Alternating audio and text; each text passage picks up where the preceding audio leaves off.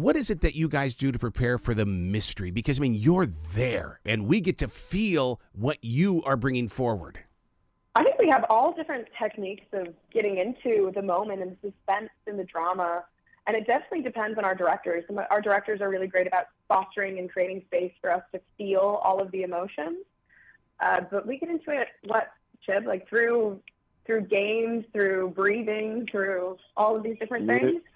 Through music, through I know season one of the things I would do was I was reading a lot just to hear other people's stories and experiences that related to my characters, to see if I could pull from that. So any number of things. I was going to ask you about that, Chib, because, I mean, mystery is one of those things where a lot of the mystery writers are readers as well, and they got to put themselves in that situation so they can bring it out. Yeah. I mean, I also think, like, our show is so high stakes and it's so intense that it's almost hard to prepare for that. But I just try to find the truth in some of these situations. And, not only is our show like a high stakes mystery, but it's also a very grounded, character-driven story. And so there's a lot of opportunity to connect with, your character and your character's journey through reading and connecting. So that especially was one of the ways that I would connect with my character. Speaking of connecting, one of the things that connects you to viewers is the fact that everybody's got a secret in their life that demands protection. And so it's very fun, and vicariously we live through you guys to see how you guys do that. Yeah, definitely. I think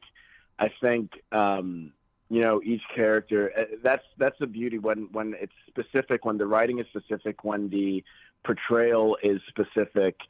Then I think that specificity allows for universal connection and understanding. So I agree. Yeah. When you see someone protect their secret, at all costs, you're like, oh, that's something that I would do if I had a secret that I didn't want the world to know. So yeah, I definitely think that's one of the ways that audience members connect with us as the actors. Do you think, Annalisa, that you guys are iconic in the way that, 15... Yeah, I have no idea. I would joke that in 10 years we'll be doing kind of those like reunion tours and, just all the photo shoots and everything. And it really is such a great group of people that we get to work with. So I don't think any of us would mind in 10 years getting back together again, an excuse to hang out. We would love it. So what have you learned from this, Chib, this experience? Because, I mean, shows like this usually create, directors and writers and producers, and you go on to make big movies and things like this. Yeah, honestly, I love the community that our show has. From the very beginning, I think because for so many of us, it was like our first major like leading role. Nobody came in with like an ego. And one of the biggest takeaways is that, like, you just want to work with people that you get along with and that you like, and that no matter how big you get, like, you want to maintain that sense of humanity and like compassion and, a degree of level-headedness no matter where your career goes. Annalisa, with this being a book first, are fans reaching out to you? Because, I mean, it's got to be tough because, book reader and stuff like that, I go, whoa, this better be exactly like the book. Or are fans more open to accept changes? I think it's 50-50. I think now that the first season is out, people are they've fallen in love with our versions of the characters, the book characters. Yeah. But there was we had some fan accounts start right in the beginning when we were shooting the pilot, which was so exciting. And then we also would kind of see that a lot of people weren't happy, with certain design elements, styling, casting, whatever. But I think generally, since it's come out now, has been so much more positivity. Positivity is speaking louder, and we love it. Yeah, because people that didn't know that it was a book, Chib, I mean, and now that they've seen your faces and your images, I'll bet you they go back into those books, and they're taking you right along with them. Yeah, I've actually heard that from a lot of my friends, Really? where a lot of my friends are like, they're like, well, the first time some of my friends heard about it was when the casting notice went out with, me and the other Bayview Four and our TV cast. And so then they read the book and they're like, oh, well, you guys are who I envision as Addie and Cooper and Bronwyn and Nate and so forth.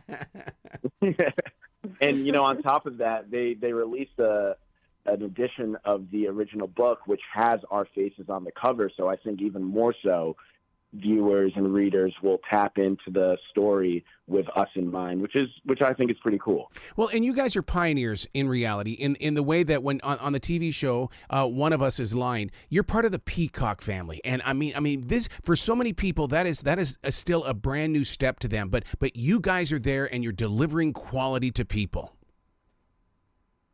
Well, thank you so much. I really appreciate you saying that. Thank you. Well, you guys have got to come back to the show anytime in the future. I mean, I really do want to do season number 20, a conversation with you on that. You guys be brilliant. Like that would be pretty iconic. That would be pretty iconic if we're still going that.